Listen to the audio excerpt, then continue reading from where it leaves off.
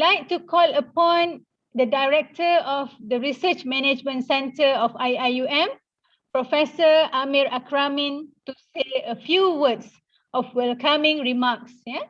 Please welcome Prof. Amir. Okay, thank you, Dr. Siti. Fauziah, Assalamualaikum warahmatullahi taala wabarakatuh. Okay, so on behalf of RMC, I'd like to thank everybody for coming to this series of talk. Okay, so inshallah, for this year, we are aiming to have 700 applications. Okay, for FRGS. So inshallah, the numbers that we come by through basically we calculate who is eligible to submit. So basically everybody who is eligible to submit, we are expecting them to submit one application. And this series of talks aim not only submitting the application, but making it successful. Therefore, we will have today we have the first one, okay, and inshallah we will have a few more, okay, and then and I like to welcome participation from all IEM community. So inshallah, so all the best everybody. So hopefully we will get the target materialized.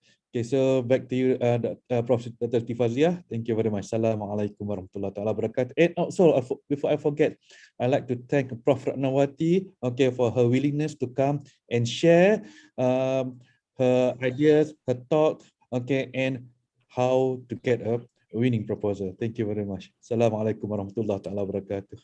Alright, ya Allah. Thank you very much, Prof. Amir. Masya Allah, ya, 700. Yeah, we are looking for 700 quality and responsible proposal, yeah, to be submitted for the next coming FRGS application. Inshallah, yeah, together we will do our best, yeah. All right, ladies and gentlemen, brothers and sisters, this session of the FRGS series Talk 1 will discuss the nature and aim of the grant itself, yeah. Most importantly, to focus on what would make our research proposal a winning proposal. So this is actually our utmost aim. Yeah? Special attention must be given to the problem to be addressed and how it is to be articulated and justified to convince the evaluators of the need to fund the project. Yeah? Now, let me introduce all of you who is our renowned and respected speaker of today. Dr. RATNAWATI is a professor at the Kulliyyah of Education, International Islamic University, Malaysia. She graduated with a bachelor degree in biology and a master's degree in education from Northern Illinois University, USA. She obtained her PhD from Florida State University, USA in multilingual and multicultural education and was inducted into the Phi Kappa Phi Honor Society in recognition of her academic excellence for being in the top 5% of the graduating year, graduating with a CGPA of 3.98, mashallah, yeah.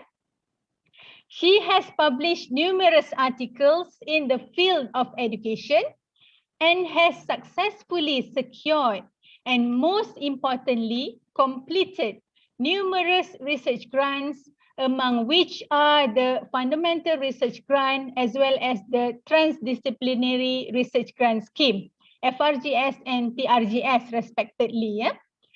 She has also secured and completed more than 12 consultancies commissioned by the Malaysian Science and Technology Information Center, which is MASTIC, under the Ministry of Science, Technology and Innovation, MOSTI, as well as an international consultancy entitled Report on R&D and Innovation in the Kingdom of Saudi Arabia, which is actually a project commissioned by the King Abdul Aziz Siti of Science and Technology, Saudi Arabia. Yeah?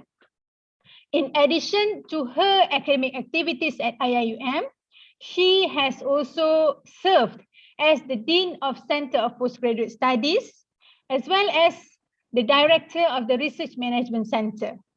Finally, in the last few years, she has been very active, and therefore she was awarded as one of the top 10 contributors to IIUM's research performance. Yeah, all right.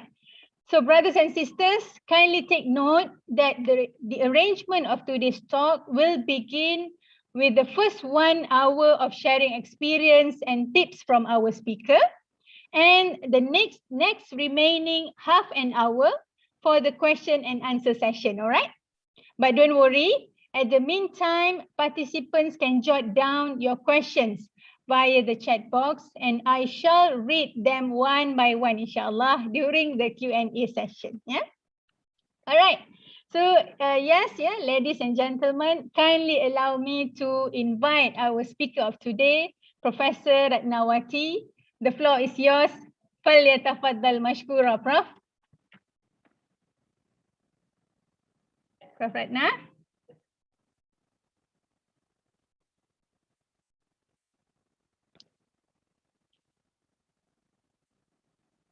Madam Aida, Prof Ratna is here already or not?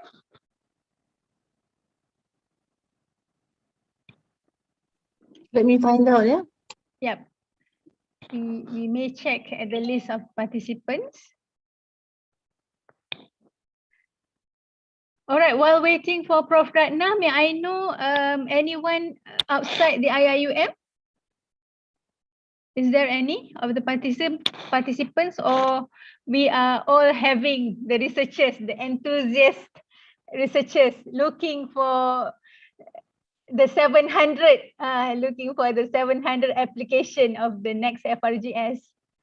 Prof Amir, from your expert knowledge, when will be the FRGS call for application will be open? Okay, so based on my discussion with few friends, okay, we are expecting to have a call sometime in January. So basically, January, February, March will be the year that we have to submit, prepare and submit the proposal. All right. So meaning that the window of the duration will be within 3 months, and then March will be the finalizing stage, yeah? I believe by March we already have submitted, okay, and Alright. the evaluation will take place because usually the announcement of successful grant recipient will be sometime in May and June. All right. So we need to take abreast with all this information, yeah, participants. So I think we have almost about solid 2 months only to prepare for your proposal, and then quickly discuss with your mentor, yeah, because I believe all of you will have a mentor to look through first your application, and then because it's quite tricky as well to submit through the migrant, yeah, to those first comer, yeah. How you need to really know how to attach the figures, for example, the quotation and so on, yeah. So all those tips and tricks you can learn as well from the mentors, yeah? And also from the past recipients, inshallah.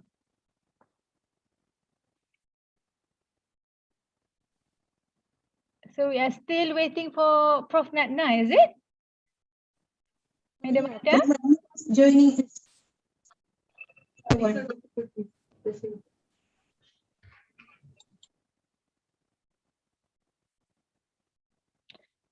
Prof Amir, so normally what is actually the percentage of the acceptance rate?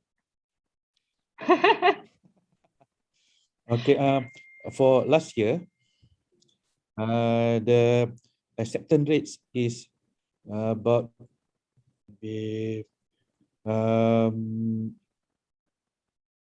about 10 to 11, the national average. The national average is in the about 14-15%. All right. Okay, so it's a bit higher than usual. Okay, so but still not a good number, yeah? 10% only. It's still not a good number, but obviously because there's the the fund is limited. All right, all right. Mm. All right, Okay. all right. So Terima kasih brothers dia. and sisters, I think Prof Ratna, our speaker is here already today. All right, Prof Ratna, the floor is yours. Okay, first I must say that I have been waiting to be let in. So alhamdulillah, I mean, waiting since 9:45. Somehow, the thing was just moving and moving. So my apologies. I'm glad that somebody called me because actually my screen says I was supposed to be let in by the organizers. Yeah. So my apologies for that. All right. Is it all right for me to go on, Dr. Fauziah? Yes, please, Okay. please, Prof Ratna, because we Alright. are already late by 17 minutes. Okay. Okay, first I would like to, okay, so the topic for today, this is a series of talks on FRGS. And the topic for today is writing a winning FRGS proposal. First, I would like to thank my colleagues at the RMC for organizing this talk or this event. I think it's timely. It's timely that this talk is organized, or workshop is organized, because you know, it's October now, and soon, you know, very soon, sometime in January, I think the call for papers or call for proposals will come out. So this is a very good initiative of the RMC. I would like to thank the initiatives of Prof. Azlin and her team, as well as our Prof. Amir, the director of the RMC. So let me see. So I would like to thank everyone. Let me just share my screen.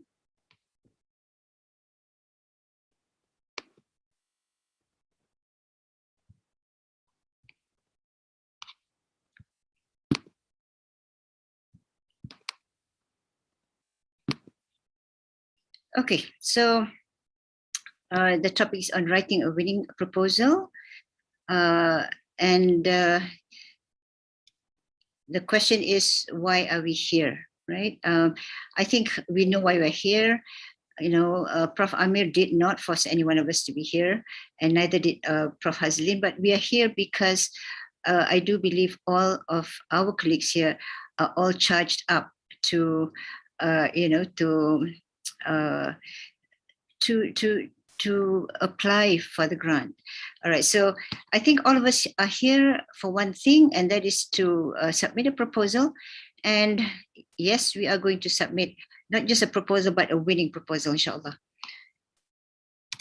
However, before we go on, I would like to ask a few questions. And this is, I would like to ask a few questions, and I would like to have actually a show of hands by having you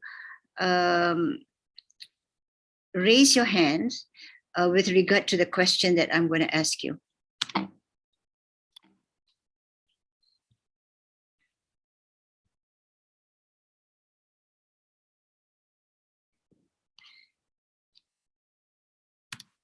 So if you can have a show of hands, how many of you are applying for the FRGS for the first time? For the first time.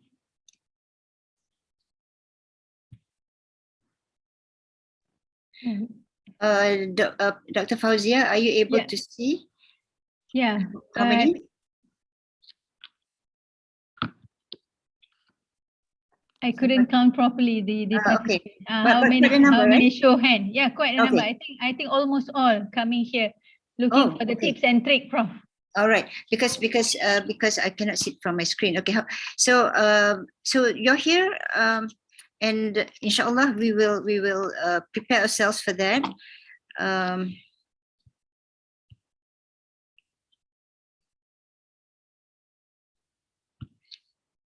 And how many of you have secured the FRGS?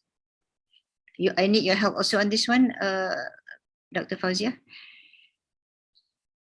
Any one of you have secured the FRGS?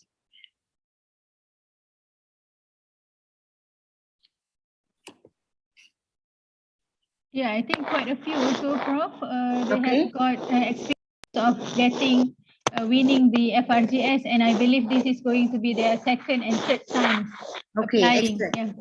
Excellent.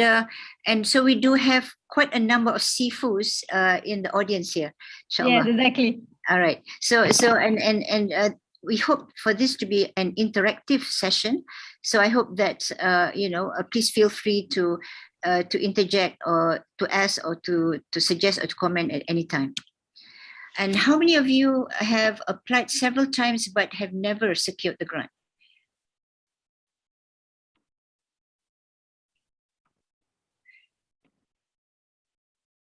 All right, we have quite a few as well, Prof. Quite a few. So, Okay. yeah, so we have all from the three groups. Okay, all right. Yeah. So it's important for me to ask this question because to know that there's a variation in our audience, and also to be able to inshallah make it more appropriate and also more relevant to you. Okay, in terms of what I'll be presenting today, I will be talking about what the grant is all about.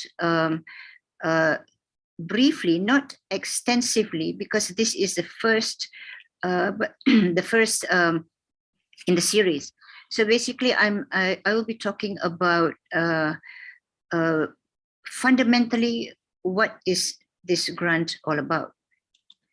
I will also be focusing on writing a winning proposal, focusing on the problem and the executive summary.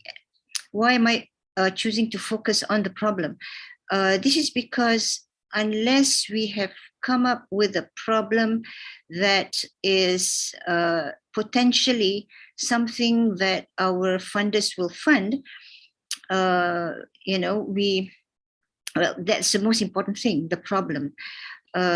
So how do we go about coming up with our problems, and how do we go about articulating the problem such that it is something that our funders will see that needs to be focused. Basically today is on the problem and on how we can write about this problem in the executive summary.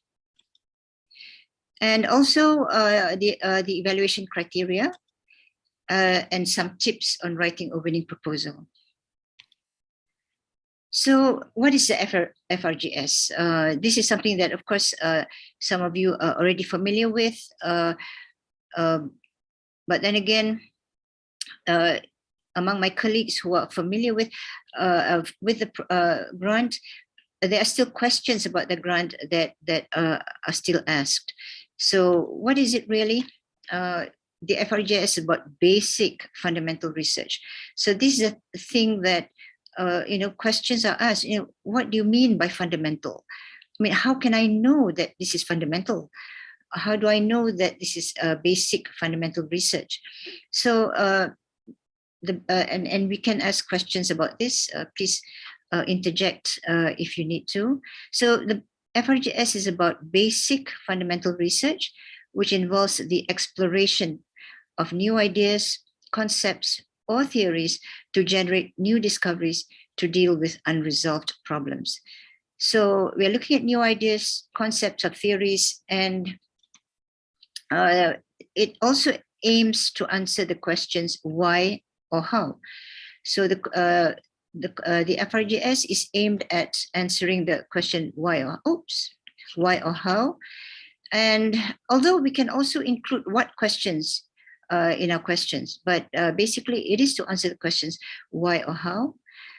And this is different from applied research, in which scientific investigation is carried out to discover a solution to a practical problem. So this research should not be anywhere near what we would call applied research, where we are trying to solve a practical problem. And it's not also a survey about something although a survey could constitute one of the methodologies. So projects should not be given the title a survey of, although this can be part of the methodology. So the goal of the FRGS is to allow the researcher to gain or discover new knowledge and understanding of the physical world that may lead to new theories or extending and refuting existing theories, new models or new frameworks, and policy recommendation. Some of the expected outputs and outcomes of the grant is that, the generation of new theory or new knowledge. That's generation of new theory or new knowledge. Outputs are expected, and the publications, for example, in Scopus or Web of Science Index Journal, and also the fostering, the nurturing, the bringing up of human capital in the form of PhD candidates or master students. And the outcomes include the betterment of society and development of the economy and the improved livelihood of the people. So let's make our proposal a winning proposal. So, and how do we go about doing it? So the first step in writing the proposal is to read the guidelines by the sponsor. This is a very, very important thing. The guidelines are to be read. I know sometimes it's, if we feel a little, well, so many guidelines, and so many words and so many pages, but it is important to read the guidelines or scrutinize the guidelines, because guidelines can change from time to time, and guidelines will actually direct us into the, the important aspects that we should know about. So guidelines are very important, and it's our responsibility actually to be familiar with the guidelines, and perhaps not necessarily expecting it to come from somewhere else or anyone else, although there are guidelines pertaining to the FRGS that are shared perhaps by colleagues, by the RMC, by the Kulliyyahs themselves. But we should actually be familiar with and strive to understand and read the guidelines. This is because sponsors may change their guidelines from time to time. Just a few years ago, for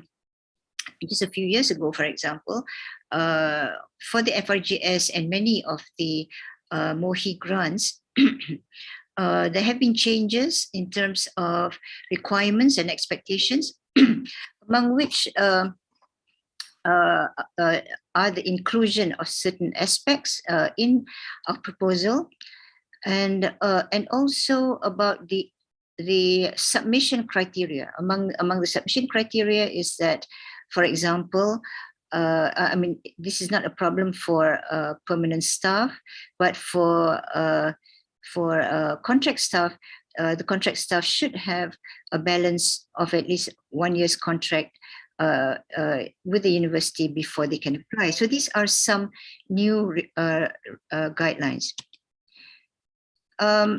Second, and in fact, the most important thing after having read the guideline is to focus on the problem. What is the problem that I'm trying to solve, and why does it need to be funded? So this is the driving force behind our writing, our articulating the problem to be solved. What is the problem that I'm trying to solve, and why does it need to be funded? So this element has got to be there. The importance of solving the problem and therefore the need for it to be funded has to be there. And so we need to show how important it is for national or global interest, for example, to the national priority areas, national key result areas, and for some, and depending on your specialization, for education, for example, the National Education Blueprint. For economics, there may be certain priority areas that that you already know about. The important thing is that as researchers, we have to be conversant with, aware of, and conversant and aware of the priority areas in our field, and therefore the current issues in our field, in the field of education, for example, in the field of economics, for my colleagues in engineering and in the sciences, what current pressing issues are there that needs to be investigated. So this is something that we need to take a look at and to consider. So the sources of our problems is an important thing. And so that's why, I'm saying that this is a very timely workshop, because there is time, definitely time, inshallah, for us, for all of my colleagues here to prepare your proposals. And in fact, the thinking about the problem for researchers is something that should be, and for many, is an ongoing process. So for those of our SIFUs here that have secured a lot of grants, I think if you were to ask each and every one of them, they would say that, what is the problem? What is the next problem that I would like to solve?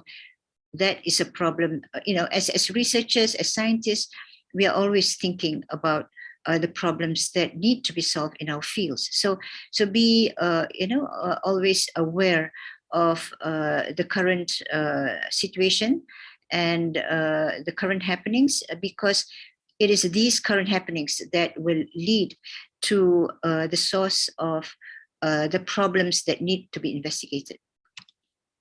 And of course, we need to write a succinct, clear, logical, and cohesive executive summary with a compelling argument as to why the study needs to be conducted. Sorry about that. There should be the word conducted there. So with a compelling argument as to why the study needs to be conducted. So when we write about the problem to be solved, and bulk of that, and definitely it has to appear in the executive summary, for example.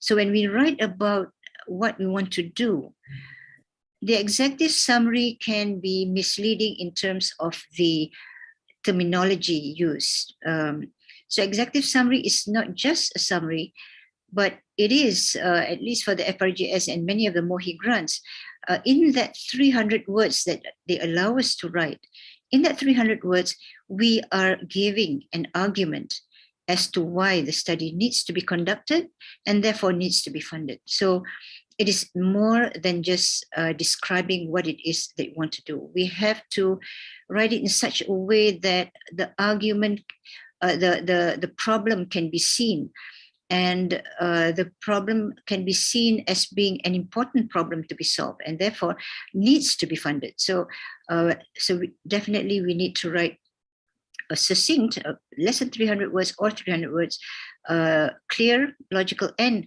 cohesive executive summary. And also we have to write clearly and convincingly. Okay, some other important aspects in terms of coming up with or writing or producing a winning proposal is that we should assemble a competent team and provide evidence of past work, your work and their work, to show their ability or your ability to execute the project successfully. So what do we mean by a competent team? Will it matter if I am a new researcher? This is the first time that I'm applying for an FRGS grant. There's always a first time for everyone. There was a first time for me. There was a first time for Prof Hazlin. There was a first time for Prof Amir. There was a first time for all of our colleagues here who have been successful in securing their grant. So we need to assemble a competent team, and for young researchers, it does help. For example, if you have had some grants, it could be internal grants that you are working on or have completed. So that would help, because they say, oh, okay, ada juga research yang dah dibuat, so it shows some involvement in some research, funded research, that will make the evaluators feel more confident about the prospect of having this research be successfully completed. So this is about a new researcher. But should you not have had any or current research funding, I would not say that we cannot apply, because there is always that first time. And I think many years ago, when I applied for my first national grant, that was not even an FRGS grant, it was called the IRPA. IRPA stands for, I'm not sure, can't remember, something about priority areas, I think. So there was there were no grants to my name, and no publications either. But I did my best. I tried to put forward my rationale and reasons as to why the study should be conducted. So it's not necessarily the case that we need to have had, or that we have existing or past research. It will help, of course, but for those who have not got it yet, it is not necessarily the case that this will work against you. So what we need to do, especially if we are still new in terms of, or considered new, or maybe seen as new, is that we need to ensure that the members in our team may, would have some of these aspects. There are research grants that they had secured and currently conducting or successfully completed. So the team is very important. They are going to look at your team. So the team can consist of assistant professors as well, but they should, if we are considered new researchers, we should also include assistant researchers who may already have got grants, for example, but we should also include those among our colleagues, and this can be in IIUM or beyond. We must include colleagues that have the appropriate credentials and that have the appropriate background that would help us to execute the research properly and efficiently. And so this is the importance of getting an appropriate and competent team. And it doesn't hurt also if you would like to include a professor that you may feel comfortable working with. So assemble a competent team. They should be in the area that the grant is funding. So the area of investigation, these are the people that have the expertise to help you conduct it successfully. So do pay attention to the team. We need to ensure that our methodology is clear. They would like to know, I mean, if it's a very flimsily written methodology, then they may say, betul ka ni? Do they know how they're going to go about doing it? Are they going to be able to do it? So try to be as clear as possible, and this is something that we need to focus on and write clearly. For example, show that you have planned for your outputs. To me, I think this is something that I see as being giving an added benefit. So when we show that we have planned our output, this will tell the evaluators that, hey, this person actually has thought about the output. And one way that we can show evidence that, you know, is something that we plan. And why do we mention outputs? Definitely a lot of money is being spent to support us doing our research. So what our funders would like to see is that as a result of the research, what kinds of outputs in terms of publications and other kinds of output that we have produced that will then benefit both the academic community and also the society. So what kind of outputs are we planning for? So this is something that you need to plan for. And for those of us that are planning to publish in journals, I would suggest that even the names of the probable journals should be included in the proposal. So the names of the probable journals. So this shows that you have looked, we have investigated the journals that we are going to submit our proposals to. And I would also like to suggest that we can add the planning for our output in our timeline. So, for example, you know, we are going to conduct, a field study to get the data. Then we're going to analyze the interviews, analyze the questionnaires. Put somewhere in your timeline where or when the start of writing the article or the paper would be. So even in our timeline, we can actually put it that way, which means that it's not an afterthought. Preparing for your output is not an afterthought, and it is planned such that we know where in our timeline we will even start that. So to me, I would see that as a plus point. And provide a reasonable budget. We don't have to go to the maximum. There is a maximum ceiling for the FRGS. Correct me if I'm wrong. My respected colleagues, is about 250,000 ringgit. But of course, we don't have to go near there. We are at the present time. All kinds of financial support is rather limited. So the budget should be reasonable. It should be a reasonable budget that we would like to propose that would help us to conduct and complete the study.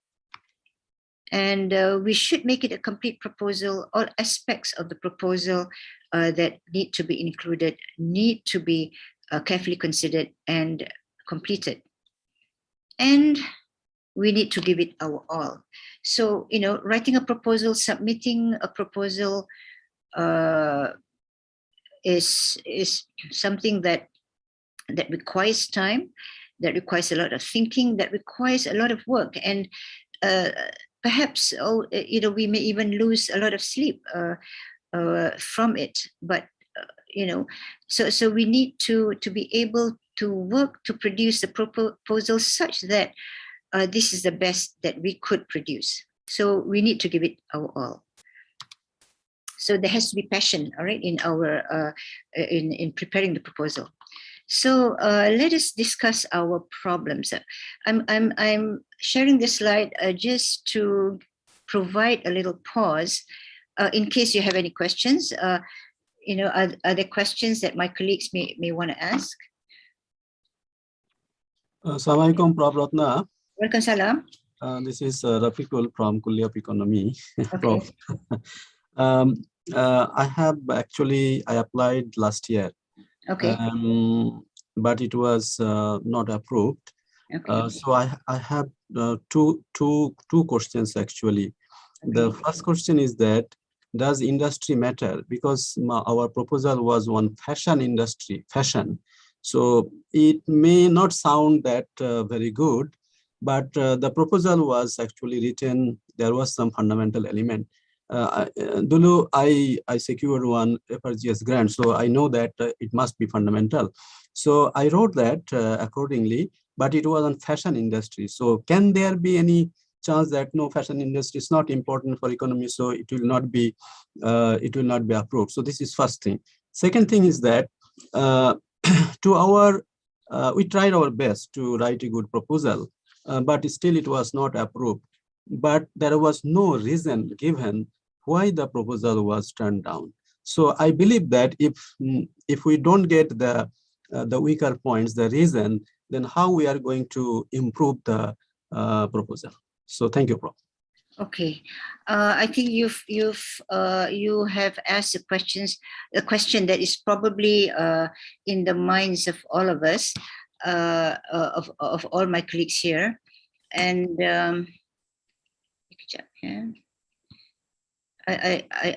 I want to see the audience, but sometimes. Okay, so your first question is, did you say fashion industry, Prof. Rafiqul? It was on fashion industry. Fashion, F-A-S-H-I-O-N. Yeah. Yes, okay, correct. Fashion. All right. And the fashion industry, yeah? Okay, and okay, it's a very tough thing when we're talking about, it was not approved for funding and so on. It is a very tough thing to, how do we what are the possible reasons that could be, due to that? What is it due to, for example? So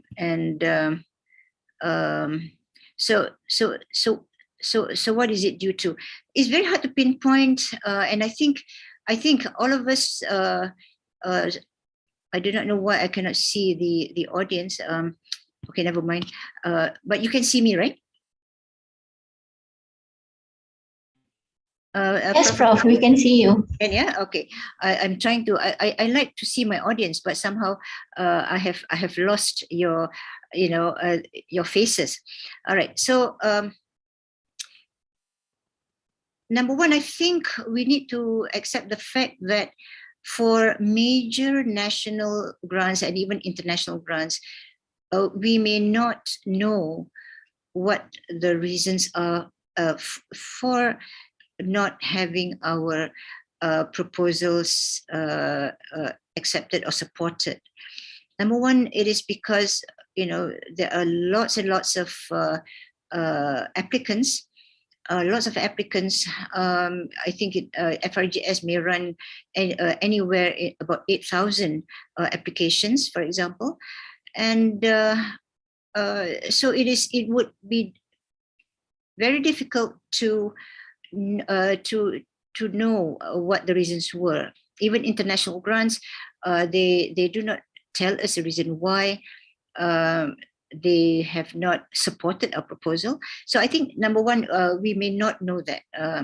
It is different from an internal review where researchers or evaluators would give that reason. So that's number one. And number two, your question whether or not it's about fashion industry, is it because it might not be supported? I think it again boils down to our problem, our problem. And okay, now I've seen the video panel. Hazlin, and we have some hands raised. Okay, so it has to do with the problem, and that's why I choose to focus on the problem. And why is the problem important? The problem is important because it has to be a problem that the country, the funders will want to support. So if and of course that is the right of the funder, because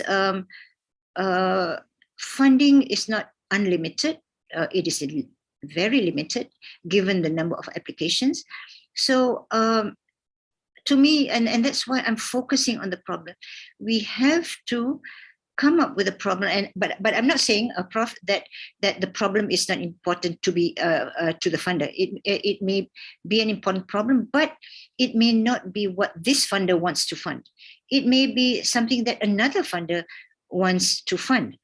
So in a sense, when we are applying for a grant, we have to sort of like know the funder, kind of like go into the minds of the funder. We need to expect, to predict what it is that might that the funder might fund. And on this note, I would say that the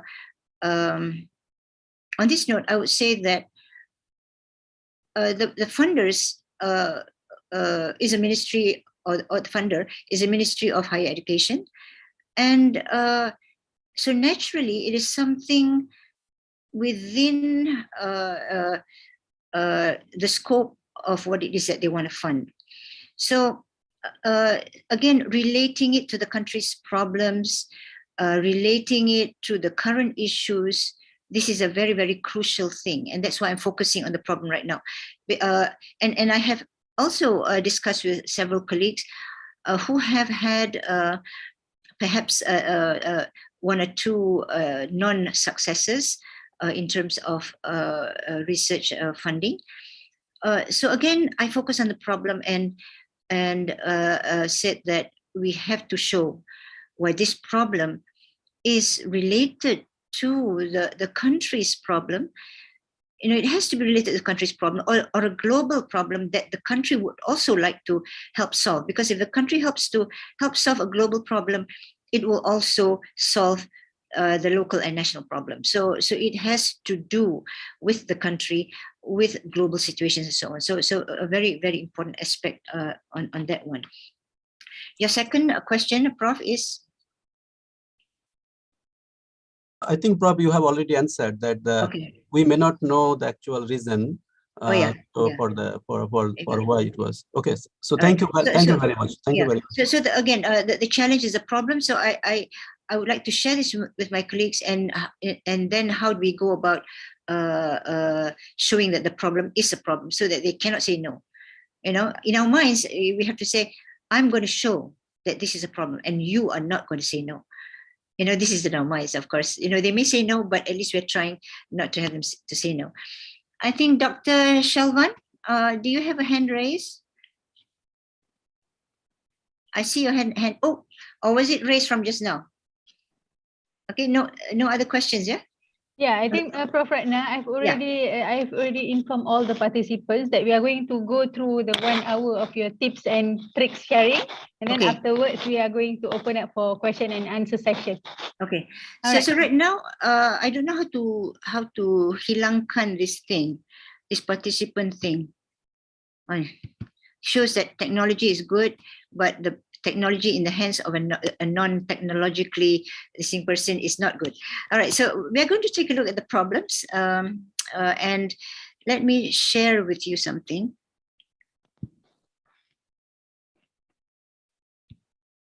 So how can one of my colleagues help me to hide? Do you see the screen here? Yes. Screen? Yeah, it's okay. Okay, I'm done. I'm done. Yeah. Thank you very much. You are doing good, Prof. Okay. All right, thank you so much. All right, I'm going to share with you some executive summaries. And I'm going to share with you my executive summary. Why am I sharing an executive summary? This is because it is a very important thing for us to, we need to be able to write something where we can convince the funders. So I'm sharing with you this, and if you would like, I can also share with that after the presentation. I'm going to take a look at one of my executive summaries. This was my 2019 FRGS. This is on a psychological educational framework for fostering a healthy and active lifestyle in the prevention of type 2 diabetes. So we all know about diabetes. We know how important, how widespread diabetes is globally as well as in Malaysia. And so how can we, what can we do about it? Of course, there's a medical approach, and there's also the educational approach. Being from the field of education, I chose to go from the educational approach. So what I'm going to do right now, can you see the screen clearly? Yes, Prof. Yes, yes. Okay. So what I would like to do is I would like to share this executive summary, and I'm going to read with you, and I'm going to draw your attention to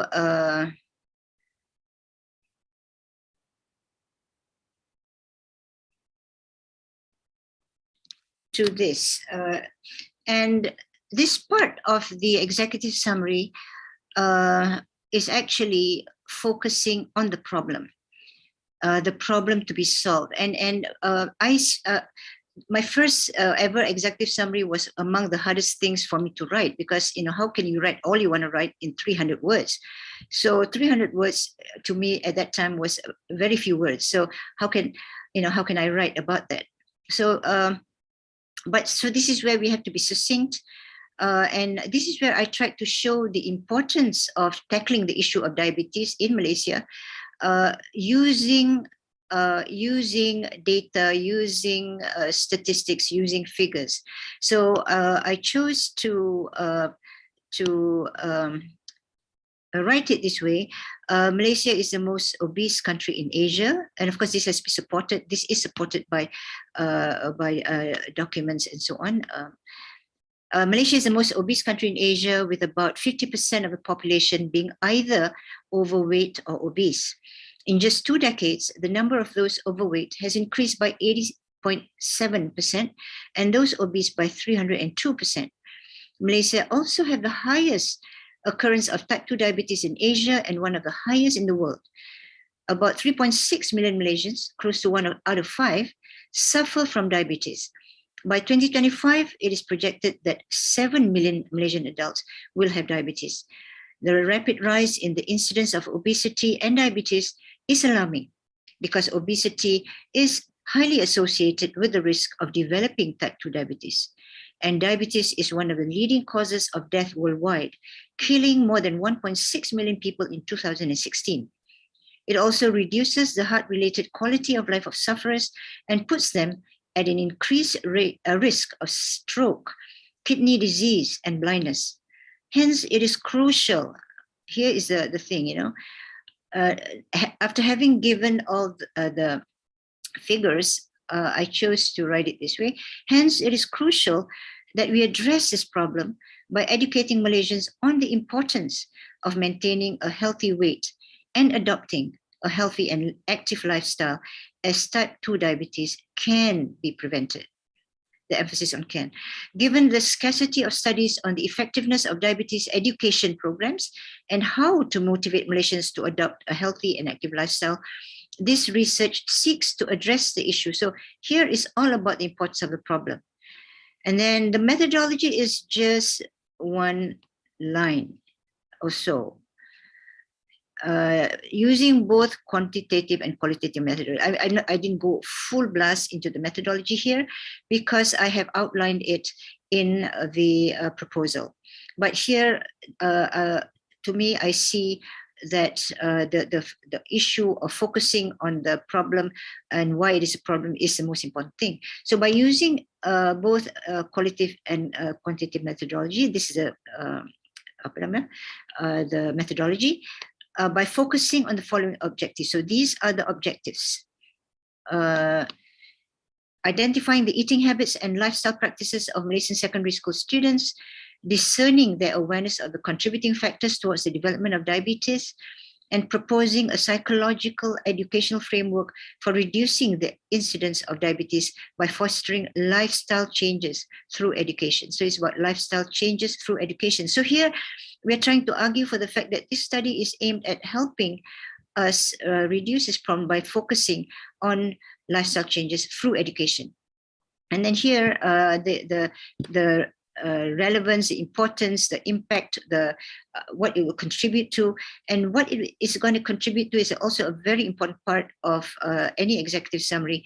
And so I wrote it this way: the results of this study or this research will contribute towards the national priority area of promoting good health and well-being among Malaysians and a framework for effective diabetes education programs. So that was how I chose to write it.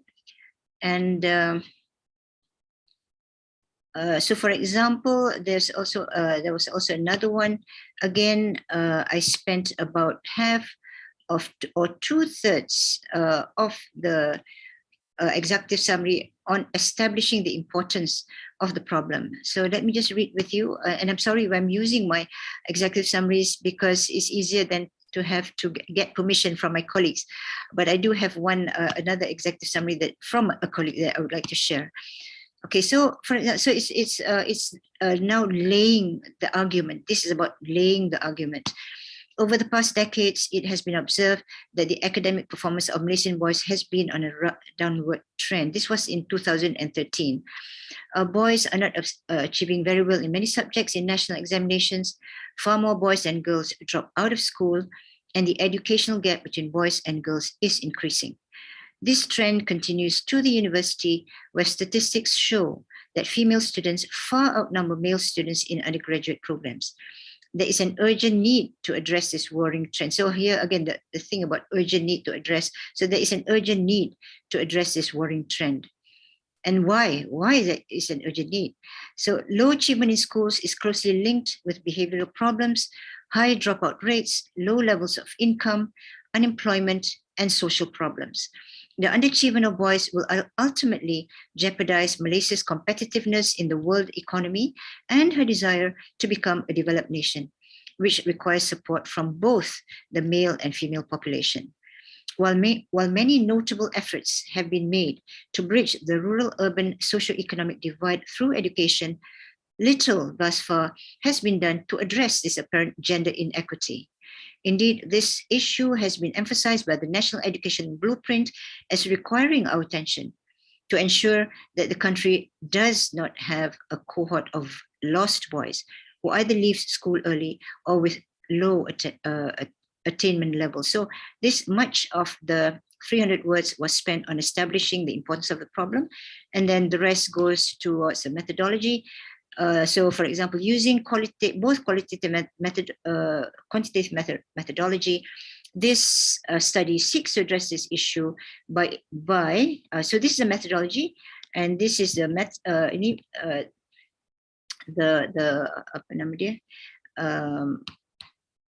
this is the objectives, or are the objectives, by investigating the factors that influence literacy development among Malaysian boys, where we define literacy development as development in reading and writing using the definition from language education.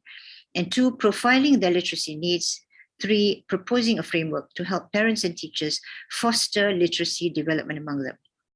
As research strongly suggests that literacy is significantly associated with academic achievement. So again, this is to show the importance of that. It is expected that the results of this research will lead to a literacy framework to help parents and teachers increase boys' engagement in literacy activities. So again, the amount of time spent. I would like to also share with you something on critical thinking and how did I come across this problem. And so the source of our problem is very important. I mean, what is a problem? What is my problem going to be? What is going to be the source of my problem? So before we actually write our proposal, this problem, the issue of the problem has got to be settled. So let me share with you the fact that, as I was thinking about what is a problem, what is the problem that I would like to investigate? Coincidentally, at that time, the country was reeling from the fact that there were PISA evaluations and all the reading, critical thinking, problem-solving evaluations that we seemed to have done miserably on. So I said, okay, let me take a look at that and let me propose something that has something to do with that. So I chose to choose a new development for developing critical thinking among through critical reading in the secondary school literature classroom. So here is where again we need to show the importance of the problem. And here I chose to again show statistics. Statistics is one way for us to show the extent of the problem.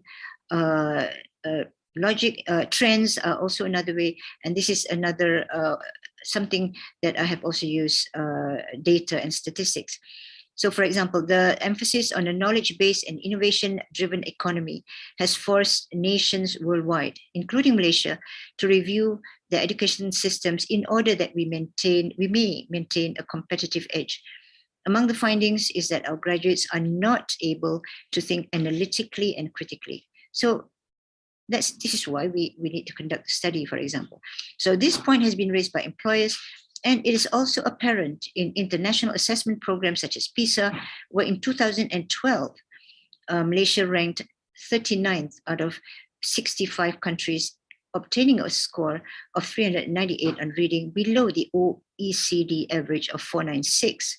So this is very much below that. In addition, Malaysia also did not do well in problem solving, where we obtained a score of 422, significantly lower than the OECD average of 500. This is a cause for concern, need to do something. So this is a cause for concern because the ability to think and read critically is essential to effective learning, sound decision-making, creative or innovative thinking, and to producing university graduates and members of society who will be able to contribute effectively to the development of the country. Again, bringing back to the country. Because our country will sort of like be disadvantaged if our students are not able to think critically. Indeed, the need to teach our students critical thinking, which involves higher order thinking skills, is strongly emphasized in the Malaysian Education Blueprint and Malaysian Education Blueprint, this, A and B, because teaching higher order thinking skills requires comprehension, inference, decision-making. The reading classroom is a logical place to begin. And again, this one, after that, we talk about the methodology, the objectives, and also the expectation or the outputs of the research. So again, the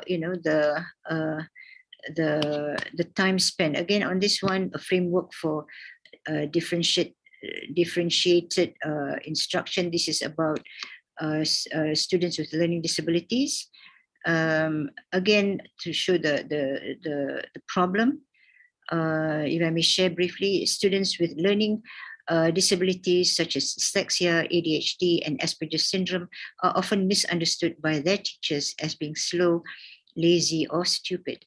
Many of these children develop low self-confidence and poor self-esteem, withdraw from academic and social activity, and become frustrated, which substantially increases the risk of their developing psychological and emotional problem.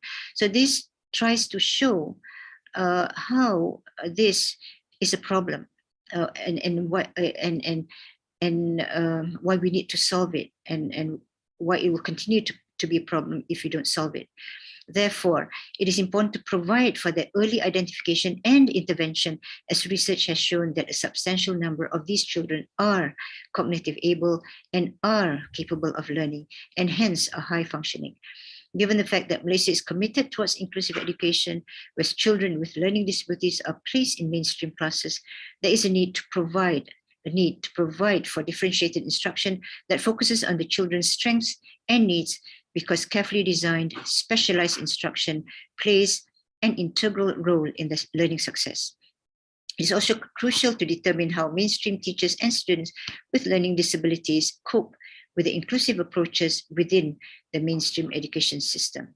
So here again, the rest is devoted towards the methodology, the objective, and then what it aims to do. It is aimed at producing a framework for this, and that the results of this research is expected to contribute towards the government's objective of implementing inclusive education for children with special educational needs, which is in accordance with the thrust of the National Key Result Area the National Education Blueprint and Special Education regulations. Okay, so that was the executive summary. They will also require that we write a problem statement. Problem statement can be somewhat like it, but we can also include references. And again, I chose to emphasize, after talking about the problem statement, we see an urgent need to conduct the study to investigate how teachers of students with learning disabilities cope in the mainstream classroom and to develop a framework and so on and so on. Okay, I think this is all that I would like to share for this. I would also like to share my apology, Prof. Ratna. You've got 5 more minutes. Bukan ke sampai 11:30?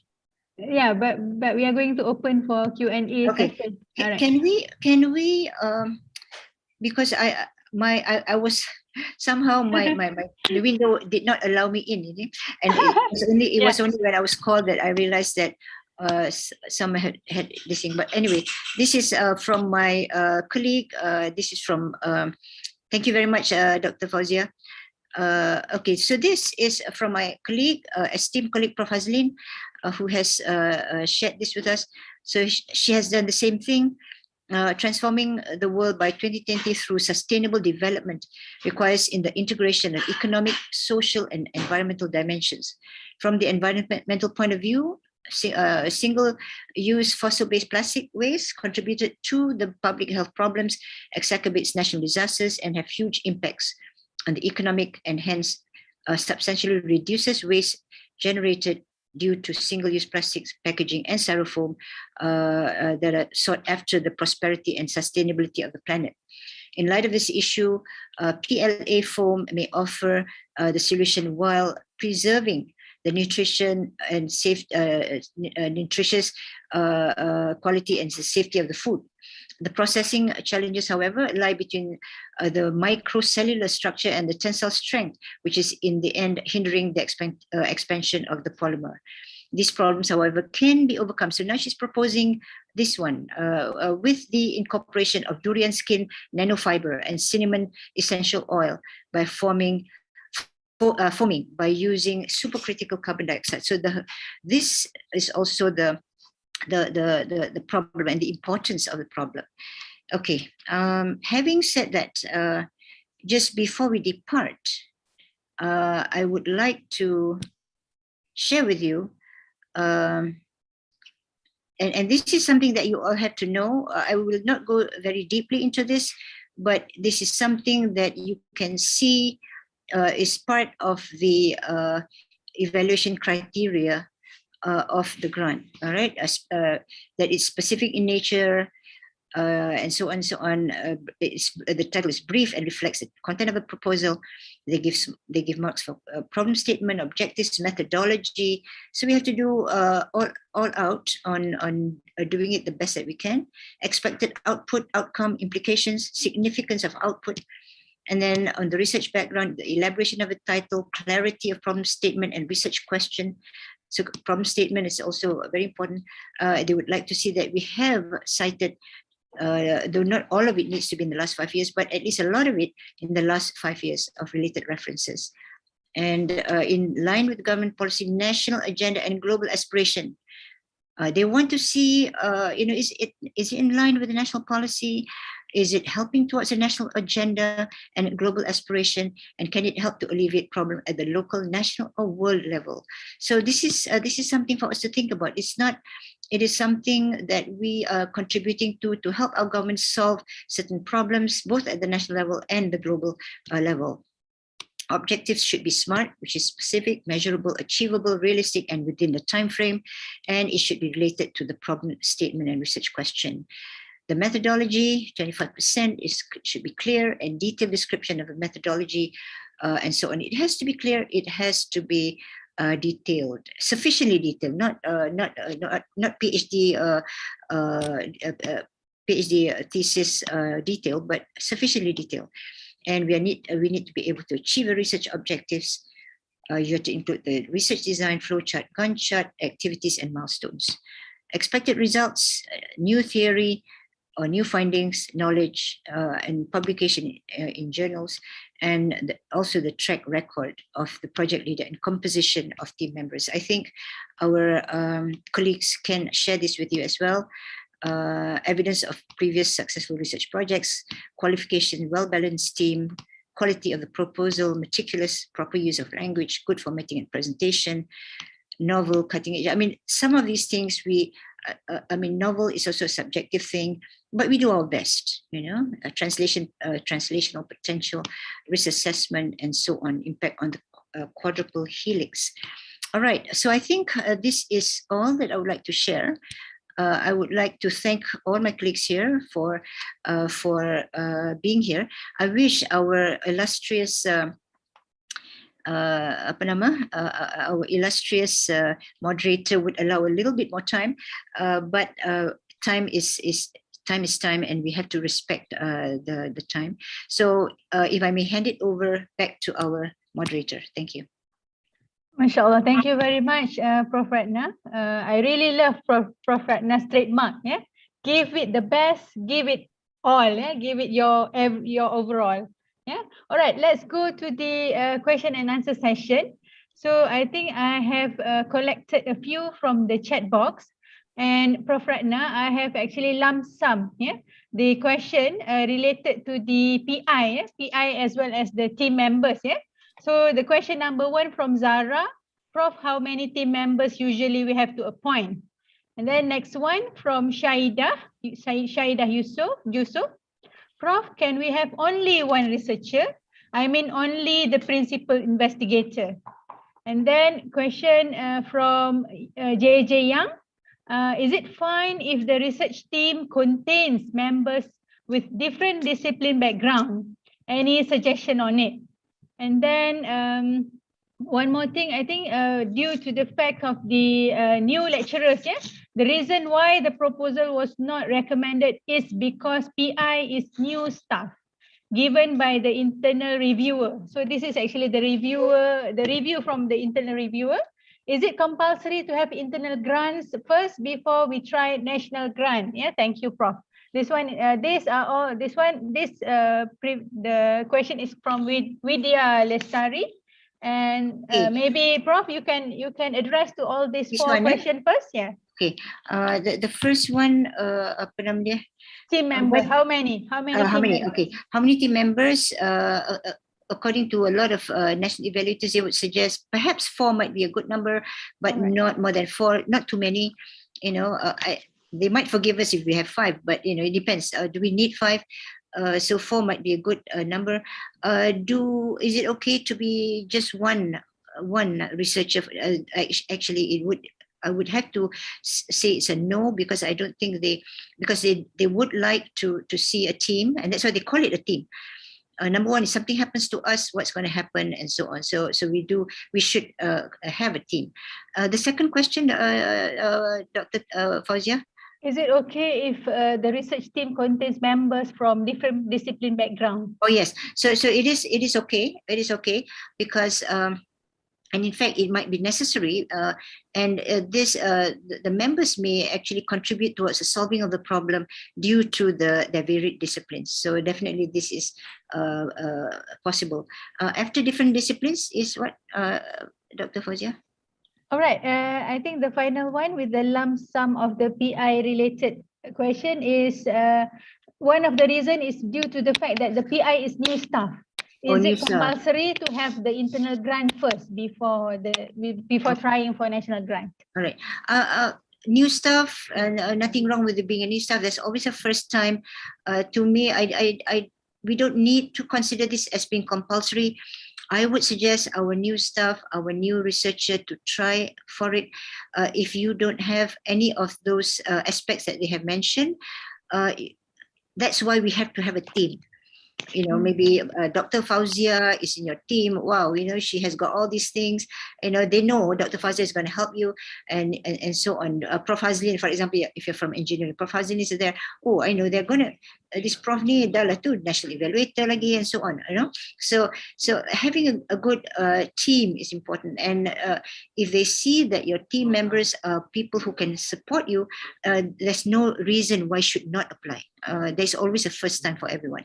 Of course, if you have had internal grants, that would be good, but it's not compulsory. Yeah. All right. We have another question from Ratna. This one is with regards to the title itself. Yeah. The question from Dr. Hasmawati. She mentioned that the evaluators were saying that the title is not suitable for the FRGS application. However, the evaluators did not suggest the title, what is the suitable title to be put as the application title. So how could we tackle these issues? And I think with regards to this particular problem, it actually resulting to poor results in the evaluation form. So maybe you can explain briefly on how to tackle these issues, Prof.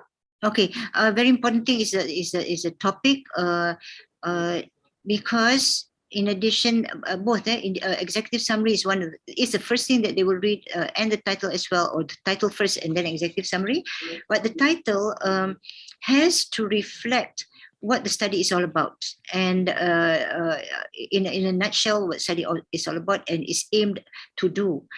So that does require some how shall I say, skill in coming up with the title. For the title of research grant, we don't need to make it sound like the title of a journal article. Journal article titles, we can be a little bit kind of like a bit different, but it shouldn't sound like a journal article title. It should actually profiling the needs of, like this, developing a model of economic whatever, for example. So in a nutshell, that title has to encapsulate what it is you want to do.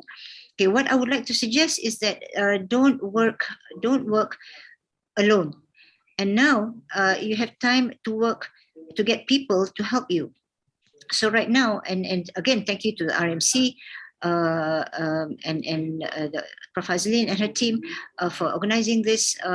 There's time for you to think about it, think about the problem. Is this problem important enough? Shall I embark on this problem or something else?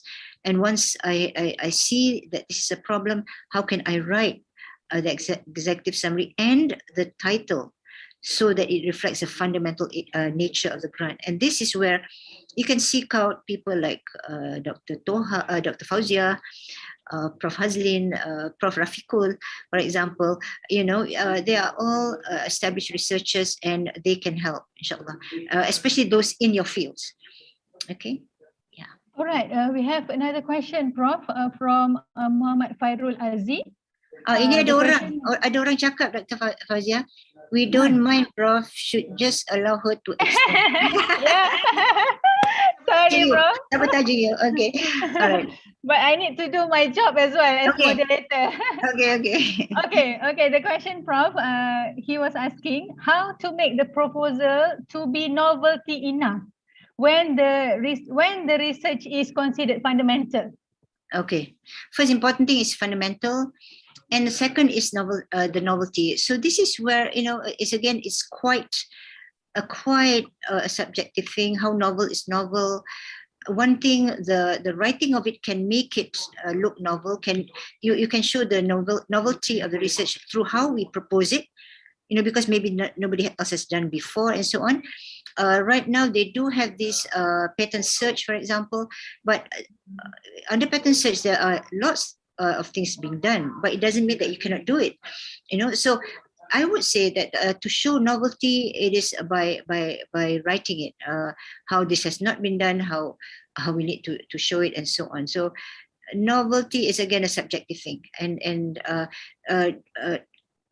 we know nothing is ever 100% something that nobody has done before. So I wouldn't worry too much about that, but I would focus on showing how important it is to be funded, and how this would help the country and the global community. Yeah.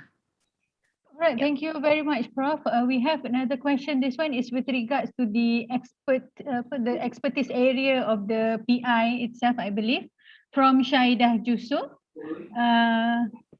Bukan.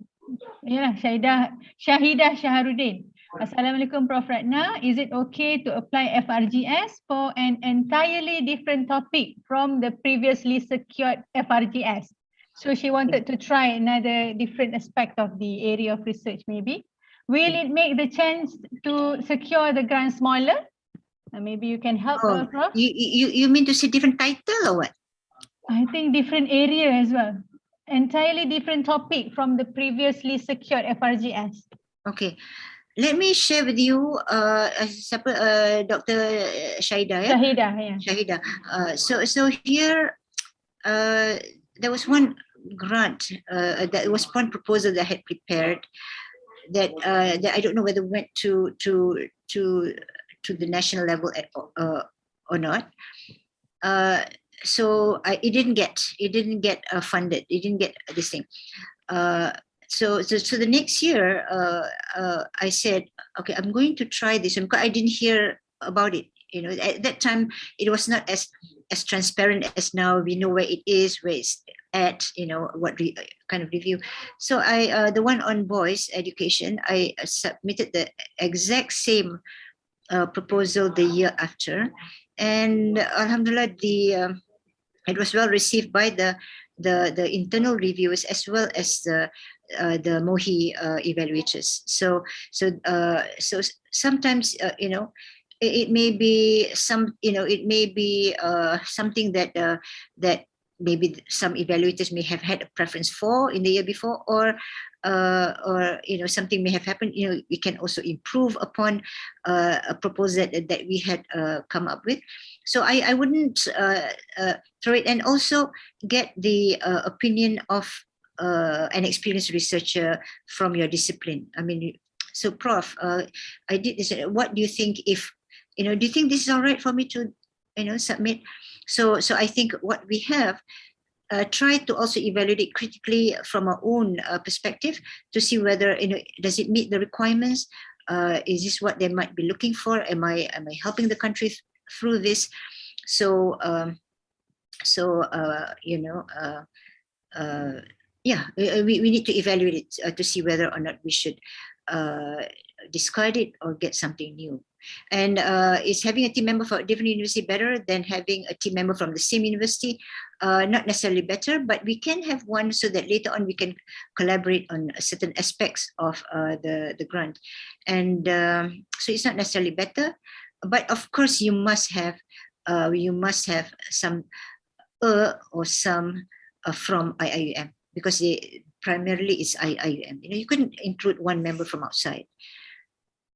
Dr. Rahim, I think you might have to say it verbally, Dr. Rahim. You got to, we want to test your ability to convince our moderator here. What is it all about, Prof? Dr. Rahim would like to know if the session can be extended. All right. Have I missed anything? Yeah. But we have only one more minute for, Okay, I think okay. I would like to allow for the final question, maybe from the floor. You can raise up your hand. Anyone?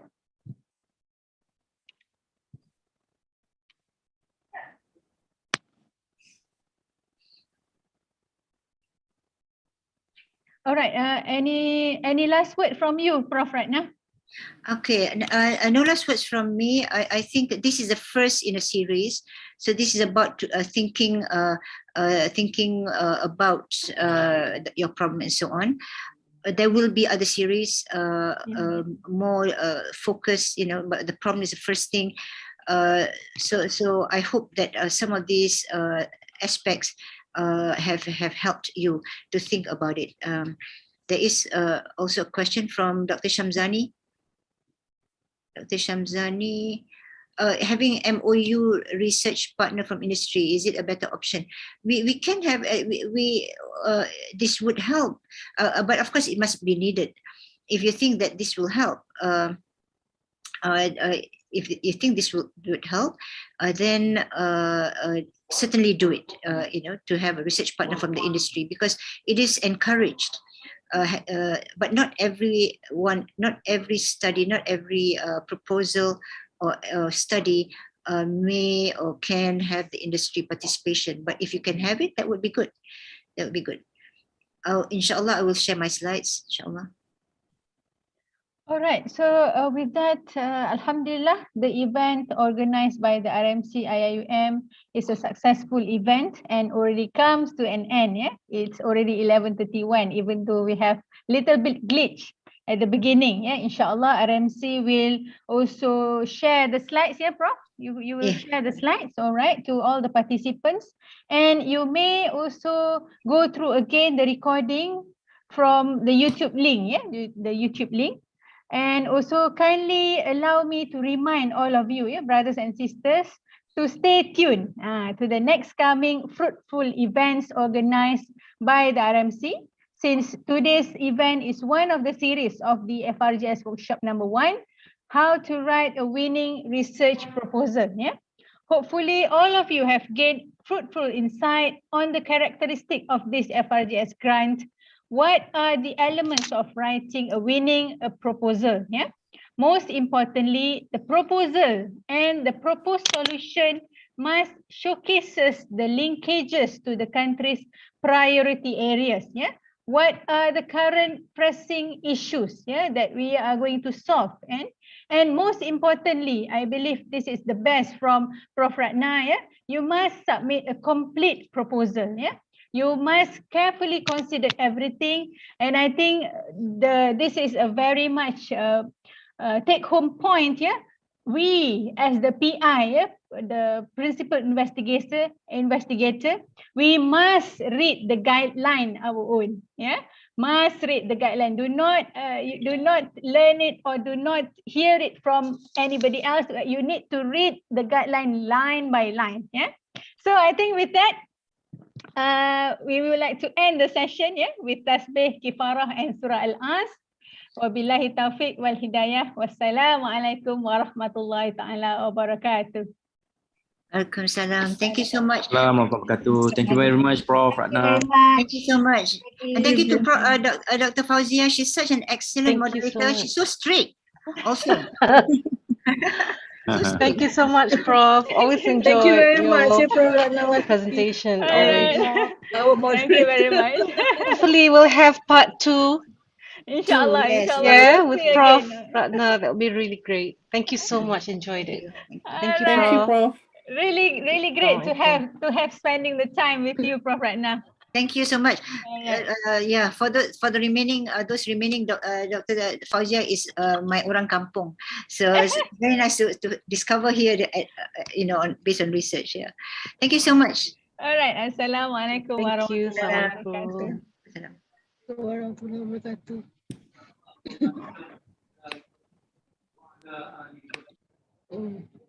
I should make a video of all the people leaving. Ramainya.